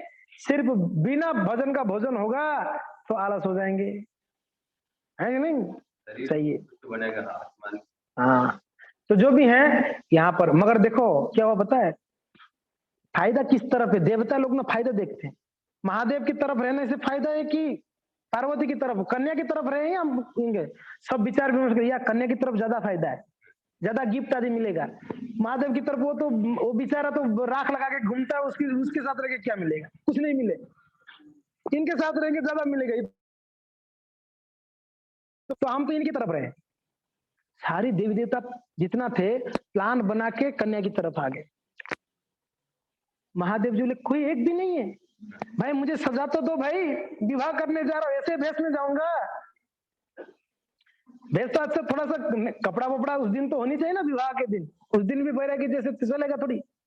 बाद अभी जो भी उनके गण थे, कौन गण है उनकी, भूत पिचाए, बोले यार हमारे प्रभु ऐसे कैसे जाएंगे यार विवाह करने, और कोई देवी देवता दिख नहीं रहे, आसपास भी नहीं दिख रहे, कहाँ गए? गए वो लोग तो उनकी तरफ, कन्या की तरफ। चलो हम कम थोड़ी ना है, जैसे जैसे होता है, जैसे हमारा अनुभव है वैसे उनको सजा देंगे महादेव को। बोले प्रभु आप बैठ जाओ, हम सजाते हैं आपको, दूल्हा को सजाते हैं ना, हमारा अनुभव नहीं है, हम जो पढ़े वो बता रहे हैं। तो तो सजाने के लिए बिठाए। महादेव जी लेके क्या सजाना, चलो ऐसे निकलते। बोले प्रभु आज के दिन ऐसा मत करो, आप हमेशा ऐसे ही करते हो। महादेव के टाइम ही नहीं है, टाइम ही नहीं है। महादेव जी बोले चलो थोड़ा बोले सजना इतना टाइम का है, ऑलरेडी उधर जाएंगे टाइम वेस्ट होगा विवाह में फालतू का, अभी सजने में भी टाइम नहीं, तो ऐसे ही चलो। बोले प्रभु थोड़ा शरीर को देख लो आईना के सामने, हुलिया तो देखो। बोले अरे कोई फर्क नहीं पड़ता, क्या करना है, शादी तो करना है, विवाह ही तो होगी। नहीं नहीं प्रभु हमारा आज का दिन तो रिक्वेस्ट मान लो। चलो विवाह का दिन चलो। बोले क्या करे महादेव, आज आपको स्नान करनी पड़ेगी अच्छे से। यही सब तमाशा मत करो, फिर मैं नहीं मानूंगा। विवाह का बात है, विवाह होगी, स्नान मान का चक्कर में। महादेव प्लीज स्नान तो कर लो। तो नहीं करना है मुझे टाइम इतना स्नान करने के लिए, गंगा में जाओ डुबकी लगाओ ये करो हंगामा करो। बोले चलो कोई बात नहीं है, आप थोड़ा बैठ जाओ। वो वहां पर जितना भी शमशान था आसपास सारे 50 लोग बोले चलो भाई, लोग कम थे लेकिन हमारा पार्टी कम दिख रहा है यार, ज्यादा पार्टी चाहिए, लोग ज्यादा चाहिए। जब जा रहे हैं ना क्या बारात में, वर्ड भूल जाता हूँ, बारात में जब जाते थोड़ा हमारा तरफ थोड़ा होना चाहिए ज्यादा लोग कितना लोग आए देखो बारात में, देखते भी कितना लोग आए भाई आपकी तरफ, ये देखते इसका कितने मिन सगे संबंधी है क्या है, बारात देखा जाता है। बोले कि यार कम लोग होंगे तो वहां पर बेइज्जती होगी, हमारा प्रभु का बेइज्जती होगी, मीन्स हमारा बेइज्जती होगी, नहीं हमारा तो ज्यादा टीम चाहिए। तो ये लोग सबको व्हाट्सएप कर दिया, ग्रुप मैसेज डाला। बोले भाई जहां जहां भूत पिशाच, जहां जहां जो ब्रह्मांड में सब आ जाओ फटाफट। सबको व्हाट्सएप मैसेज फोन कॉल, किनको कॉलिंग में बिठा दिए, किसको मैसेज में बिठा दिए, किसको फेसबुक में पोस्ट करने में, सबको बिठा दिया अलग अलग। सब लोग ने डालते रहे अरे आ जाओ महादेव का आज, हमारे प्रभु का आज तो विवाह। सारे जितना भी अलग अलग ब्राह्मण सारे भूत पिशाच इकट्ठा हो गए। इनका बढ़ गया, वो तो कम है 33 कोटि, इनका ज्यादा हो गया, बहुत हो गए इनके पास। बोले अभी बराबर है। सब बड़ा विचित्र धरण का, नंग धड़ंग बिल्कुल, कोई तो किसका सर नीचे है, किसका पैर ऊपर है। भूत पिशाचों का स्थिति ऐसे ही है, किसी का हाथ है तो किसका पैर है, तो किसी का पैर नहीं है तो किसका हाथ नहीं, किसका सर नहीं है। कोई ऐसे भी व्यक्ति था सर को अपने हाथ में, बॉल खेल रहा है अपने सर को, फिर वापस लगा देता, उठाता वापस खेलता वापस पिछा, ऐसे वर्णन आया है, मैं वही बोल रहा हूँ जो वर्णन है। बड़ा विचित्र धरण का था, कोई पैर चढ़ जाता है, कोई कूदता है, कोई बड़ा विचित्र था ये लोग। खैर हमको भी महादेव को सजाना है पहली बात तो महादेव बोले प्रभु ठीक है। तो सारे लोग को बोले भाई राख ले आओ जितना है, तो बढ़िया बढ़िया मुर्दों का राख जो है, आज भी आप जाएंगे महाकाल में मुर्दों का राख ताजा राख लगाते महादेव जी के ऊपर। देख लो महादेव जी का जो वेशभूषा बड़ा विचित्र है, हम समझ नहीं पाए जी। मैं कल क्लास लूंगा, उसमें महादेव जी का वेशभूषा का वर्णन आया है शास्त्र में, क्यों इस प्रकार का भेष है उनका, बड़ा सुंदर बना। आज समय ने, आज विवाह का समय, तो उनको बोले ठीक है कम से कम रात में तो आप पाउडर फाउडर तो लगाएंगे नहीं, आप स्नो फ्नो लगाएंगे नहीं, फेरन लवली जो फेरन हैंडसम वगैरह तो आप नहीं यूज करोगे ना, तो चलो नेचुरल आपको ये लगाएंगे पाउडर, तो लगा दिया गया पूरा राख। बाकी भूत लोग बोलते हैं अच्छे से लगाना, हमारे प्रभु सुंदर दिखने मांगता है। हाँ बिल्कुल अच्छे लगा। तो पूरा जैसे राख लगा दिया गया, और पूछते हैं कैसे दिख रहे, अरे फर्स्ट क्लास, फोटो लेने के नायक है, पूरा फोटो लो भाई प्रभु का, एकदम दिखने में चकाचक है महादेव, बहुत फर्स्ट क्लास दिखते हैं। तो इस प्रकार से महादेव को फिर मुकुट पहनते हैं ना, विवाह में मुकुट पहनता है, मुकुट पहना, कहाँ मुकुट लेके आएंगे अभी। महादेव जी का जटा को ऐसे घुमा के बांधा ये लोगों ने बढ़िया से, फर्स्ट क्लास मुकुट हो गया, मतलब बढ़िया दिख रहा है, फर्स्ट क्लास मुकुट हो गया। तब महादेव जी नंग धड़ंग कुछ नहीं पहनते, बोले अरे फालतू का ये सब टाइम पास क्या करना है, चलो ऐसे तो मत जाओ, ऐसे मत जाओ, वहां क्या बेइज्जती होगी हमारा, ऐसा मत करो। बोले अभी कहाँ से कपड़ा लाओगे, सिलने दिए हो, बोले आपने न्यू से आज दिया विवाह करके, पहले बोलते तो सिलने देते, सिलने कहाँ दिया, बोले फिर रुक जाओ मुर्ग छाल ले आए, बोले इसको तो पहन लो। अरे यार ये क्या पहना दे, प्रभु पहन लो प्लीज, कुछ तो पहन लिए, मुर्ग छाल पहन लिए। फिर और सजाना था गले में, बोले प्रभु का गले में सोने का हार पे लाना है, मगर हम कहाँ से लाएंगे, बोले इतना फेर में मत पड़ो, बहुत बहुत सजा दिया, चलो नहीं नहीं प्रभु कुछ तो आपको, चलो ठीक है शंकरषण जी को ले आओ, गले में डाल दिए। शंकरषण यानी सर्प, महादेव जी अपने गले में सांप धारण किए। दिखते मस्त फर्स्ट क्लास। और वो सांप भी पोज दे रहा था, मेरा भी सेल्फी उठाओ भाई, मेरा भी फोटो उठाओ। सांप भी बढ़िया पोज दे रहा था। तो हो गया। बोले थोड़ा बाजूबंद वगैरह भी बांधनी चाहिए, है बाजूबंद बांधते हैं ना, तो हाथ में भी बांधना चाहिए। तो ठीक है, छोटे छोटे सांप के पिले ले आए बच्चा, यहाँ के एक बांध दिया, यहाँ एक बांध दिया, सब सांप के बच्चे बांध दिए। वाह फर्स्ट क्लास एकदम बढ़िया दिखते हैं चकाचक। फिर नुपुर फुपुर, अरे इतना तमाशा मत करो, फिर तो मैं शादी नहीं करना, जाओ मैं जा रहा हूँ भजन करने। बोले प्रभु प्रभु प्लीज प्लीज। तो ठीक है, जैसे तैसे करके मनवा दिए महादेव को। फिर महादेव जी बोले चलो चलो भाई मर्सिडीज ले आओ, महादेव को ले चलते हैं। पहले रथ हुआ करता था, बोले रथ महादेव जी रथ मंगा ले। बोले रथ नहीं चाहिए, हमारा वाहन है, नंदी है। मैंने कल बताया था स्वयं भगवान नंदी बने थे। बोले कि मुझे नंदी प्रिय है, मैं नंदी में चलूंगा। ठीक है, महादेव जी नंदी में बैठे, त्रिशूल धारण किए, बड़ा विचित्र स्वरूप। आहा, महादेव जी अपना सर दस के सारे भूत पिशाचों के साथ अभी बाराती धूम धड़का खूब नाच रहे कूद रहे, कोई क्या कर रहा है, वो हंगामा कर रहे। और उस तरफ वो लोग वेट कर रहे हैं। और पार्वती की पिता माता के मन में बड़ा उत्साह था कि हमारा दामाद बड़ा सुंदर होगा, गुणवान होगा, सब होगा, बहुत विचित्र। पार्वती के पूछो आपने देखा है? बोला क्यों रे, बहुत सुंदर मेरे पति जो होने वाले। तो बस माला लेके खड़े, स्वागत करेंगे, आरती उतारेंगे, बड़े प्रसन्नता थी। महादेव जी के बारात ले लेके तो महादेव के नाराज हो जाएंगे, क्योंकि कुछ देवता नजदीक जब घर के पास आके कुछ देवता इनके ग्रुप में मिल गए, कम से कम महादेव जी नाराज ना, आपकी ग्रुप में भी है हम, नाच करना, फोटो खिंचवाने आ गए। हाँ ठीक, फोटो खिंचवाने आ गए, जो भी है। तो खूब नाच करना होके पहुंच गए। तो बस पार्वती की माता पिता तो ढूंढ रहे हैं दामाद जी कहाँ है। अरे बड़ा विचित्र इनका पूरा गण है कि इतने सारे बाराती में आए मगर कोई किसी को पहचान में नहीं आ रहा, बड़ा विचित्र है। लेकिन कहाँ है दामाद जी, कहाँ है, उनको देखना है। बड़ा उत्साह था, क्योंकि ना नारद जी बोले थे बड़ा प्रसिद्ध देवादी देव है, तो बड़ा उत्साह था। तो नंदी से उतर के महादेव जी आ गए। तो बोले, बाकी भक्त नारद भारत सब थे, बोले स्वागत करो, दामाद जी आपके हैं। बोले कौन दामाद जी है?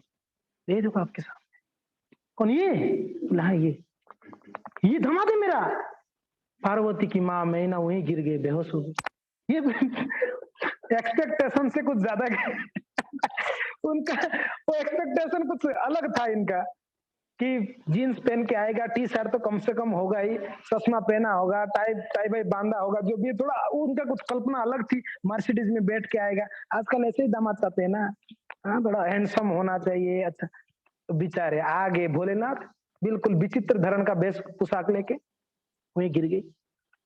उनको संभाल रहे थे बाकी उनकी जो भी वहां स्त्री, अरे नहीं नहीं उठो, उठी नहीं पर उठी, थोड़ा सा उनको पानी वानी डाल के जगह, क्या हाथ थोड़ा संभालो, नहीं करनी इसको, विवाह नहीं करानी इनके साथ, नहीं बिल्कुल भी नहीं, मना कर दी। बोले कि ऐसा मत करो, पूरा बिल्कुल बाराती आगे आप ऐसे बोलते हो, शादी की मंडप में शादी टूट जाए तो ऐसे ठीक लगता है क्या? बेइज्जती होगी आप लोग का। मैं कुछ भी हो जाए, मेरे बेटी को तो इसके साथ नहीं विवाह कराऊं, नहीं करानी है बस। महादेव बोलते क्या चर्चा हो रही है? टाइम नहीं है, भजन करनी है, विवाह होने वाली कि नहीं। महादेव जी बड़ा, अरे विवाह होगा तो जाके भजन करनी है, तो वो लोग चर्चा कर, वो तो मना नहीं करनी इसको। तो समझा, मुझे नारद जी समझाए ये ऐसे नहीं, फिर उनका गुण बताया, महादेव जी का गुण बताया। आपको बाहर से आप देख रहे हो, आप बाहर से मत देखो इनका रूप, अंदर से देखो कैसे है। उनका गुण बताया, तितिक्षवा सहनशीलता में इनके ऊपर कोई है नहीं। महादेव का गुणगान किए भक्त लोगों ने। समझाते ना, कभी कभी नाराजगी हो जाती है तो बिठा के समझाना पड़ता है, ऐसे मत करो। कभी कभी दहेज अगर कम हो गया, नहीं कराना है शादी, दहेज कम होगा, हम समझाते, अरे कोई नहीं आज नहीं तो कल दे देंगे पेंशन, होती है ऐसा। तो यहाँ पर भी समझाया जा रहा था, खास करके पार्वती की माँ बड़ा दुखी थी बेचारी। तो पार्वती बेटी तो पसंद है, इतना फेर में क्यों पड़ना है पता नहीं, तो वही रहेगी जीवन भर उनके साथ में, आप इतना फेर। अच्छा जो भी है उनको समझाया जाता है, उनका गुणों का बताया। वो गुण सुन के तो पार्वती की माँ की तुम कभी कभी इतने गुण है, ऐसे है, मैं तो लेकिन नहीं बहुत सुंदर है। आपको बाहर से दिखने में ऐसे दिखते मगर हृदय से बड़े कोमल है। चलो ठीक है, फिर तो विवाह हो जाए, फिर तो विवाह हो जाए। तब वहां पर विवाह हुआ, कीर्तन, महादेव जो लेके कोई सिनेमा का गाना नहीं लगाएगा, सब हरे कृष्ण गाओ, सब लोग नाम जपना, सब कीर्तन, ढोलक मृदंग लेके सब कीर्तन करने लगे। महादेव जी का विवाह हो गई। विवाह में ब्रह्मा जी, इंद्र, चंद्र, वरुण, स्वयं भगवान वहां पर, क्योंकि ना भगवान नहीं तो बोले थे। देखो वहां पर सारे लोग, बहुत बड़ा व्यक्ति का विवाह होता है तो सब बड़े बड़े लोग पहुंचते हैं वहां, तो सारे लोग वहां पहुंचे और महादेव जी का बड़ा सुंदर विवाह हुआ। और ये सब घटना होते होते पूरा रात बीत गया, सब लोग कीर्तन करके रात बिताए, विवाह हुई। ठीक है, तो विवाह होने के बाद महादेव जी बोले चलो चलते हैं, तो बेटी को ले जाते हैं ना, थोड़ी ससुराल में रहना है, लेके महादेव जी का विवाह हुआ। तो रात भर उनके जो गण थे, देवी देवता सब जागे थे महादेव जी के विवाह के लिए। और विवाह के बाद महादेव जी से सब आशीर्वाद लिए, जो बुजुर्ग थे आशीर्वाद दिए, दोनों का आशीर्वाद, 12 बधू को आशीर्वाद देते हैं बुजुर्ग, जो छोटे होते हैं आशीर्वाद लेते हैं, तो आशीर्वाद लिए। इस प्रकार से विवाह आज संपन्न हुई। महादेव जी पार्वती जी अपने जगह में चले गए, कैलाश में चले गए, और बाकी सब लोग भोज भोज खा के गिफ्ट फिफ्ट लेके फर्स्ट क्लास अपने अपने जगह में चले गए। इसके लिए ये जो शिवरात्रि होती है, ये भगवान महादेव का विवाह का दिन है। रात जागरण इसके लिए होती है, सिनेमा का गाना बजाकर नाचने के लिए बिल्कुल भी नहीं। किसके लिए होती है? कीर्तन करके जागना है, महादेव को प्रसन्न करना है। जागरण करिए मगर कीर्तन करके, नाम जप के, भागवत पढ़ के जागरण करें। हमने एक गांव गए थे कल, तो कोई महादेव जी का नया मंदिर के लिए स्थापना किए हैं, शिवलिंग रखे हैं, छत में कुछ ने जस्ट एक ये करके, धूप कड़क है, 12 बजे का समय, और उसके बाजू में एक वो टेंट बांधा हुआ है, 5-6 लड़कियां, 8-10 लड़के सिनेमा का गाना लगा के नाच रहे। कितना दुर्भाग्य इन लोगों का हो। एक तो महादेव जी को धूप में रखा, मैं तो ये आश्चर्य लगा, महादेव जी के ऊपर छत नहीं था, ये लोग पंडाल के नीचे नाच रहे, ये लोग, कितना ये लोग, महादेव को प्रेम था कोई? और सिनेमा का गाना महादेव को पसंद होगा? बिल्कुल भी ना। और आजकल मंदिरों में जाइए, ज्यादातर जो मंदिरों में ना पिक्चर का गाना लगाते हैं, डीजे लगा के नाचते हैं, रात भर जागते हैं, मगर दारू पी के एक तो तर्क देते हैं महादेव जी नशा किए, दूसरा तर्क देते हैं हम रास खेल रहे, महादेव जी की शादी में नाच रहे। एकदम बेवकूफी है ये, ऐसा बिल्कुल महादेव प्रसन्न नहीं होंगे। महादेव तो श्राप दे देंगे इस प्रकार के लोगों का, नरक चले जाएंगे ऐसे लोग जो महादेव के सामने इस प्रकार करेंगे। महादेव को प्रसन्न करना चाहते हो, हरि नाम संकीर्तन को रखो। तो आज बड़ा पवित्र दिन है, जो जागरण कर रहे हैं आज के दिन बिल्कुल करिए, मगर नाम जप के। आज रात के ना, जिस दिन विवाह हुई उस दिन होती है ना विवाह में तो टाइम चला गया रात भर, तो आज की रात शिवरात्रि रात्रि है आज, तो जागरण करते हैं, जागरण कर सकते हैं। तो खैर, भक्त भगवान, इनका लीला अनंत है, कभी समाप्त नहीं। तो खैर, हम 2 दिन का आपको बताए थे, मगर हमारा 2 दिन में तो हुआ ही नहीं, और भी बहुत लीला है। तो हम कल शाम को भी, हम काउंसलिंग क्लास ना करते हुए, हम महादेव का ही लीलाओं को चर्चा करें। चलेगा आप लोग को कल शाम को 6:30, 6:30 कल शाम को, कि 6 बजे रखे? 6:30, कौन सा कंफर्टेबल आप लोग को? मैसेज में लिख दो कौन सा कंफर्टेबल है, कम से कम मुझे मेजोरिटी जो टाइम बोलेंगे वो टाइम में करेंगे। हाँ जी, लेट से ही है।